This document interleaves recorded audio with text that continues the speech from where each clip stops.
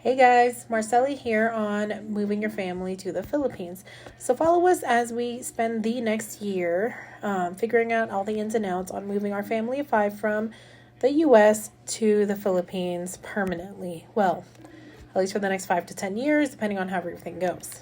So, number one reason for me is we've always wanted to. Or that's not the number one reason, but we talked about it when my husband and I first met about, backpacking across Europe because I'm half Filipina. My parents were missionaries when I was a kid, so we got to travel, mostly Philippines, China, and Vietnam, but we got to travel all around Asia and experience the different cultures and pick up the languages. And it was an amazing time. And I want our kids to be able to experience that as well as my husband. A lot has happened in our life also in the last few years, and we're in a good place to kind of start over.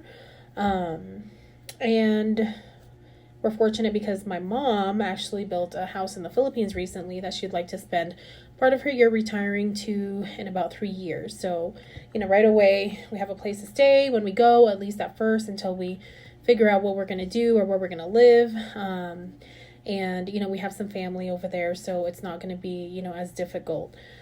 I'm also already working remotely, currently part-time as an insurance agent, and I've been doing some research, and I see that there are a lot of life and health agents who are working via a VPN overseas somewhere selling insurance in the US. So I'm confident that I can figure out how to do that and keep doing that. Otherwise, I've been doing some research on just some regular jobs, working for US companies while being in the Philippines. And I think that I can secure a job, if this insurance thing doesn't work out. Big thing too is, cost of living is a lot cheaper over there. We make a very average income here, unless my husband goes to work in the oil field, just cost of living is high. But overall, we're just mostly excited about this new adventure and immersing ourselves in the culture, trying all the different foods. We're excited about our kids learning the language as well as myself learning it again, that is. Exploring the different 7,000 islands and hiking and fishing. And I love beaches, so I hope to spend a lot of time on beaches. But I also love that the proximity to the other countries. I'm definitely going to be taking advantage of traveling to the other countries as well. But it's going to be a lot of work the next year, just figuring out all the details, getting passports for everybody, figuring out the visas. I would definitely like to get dual citizenship and see what's all involved in that so we can eventually get some property and whatnot.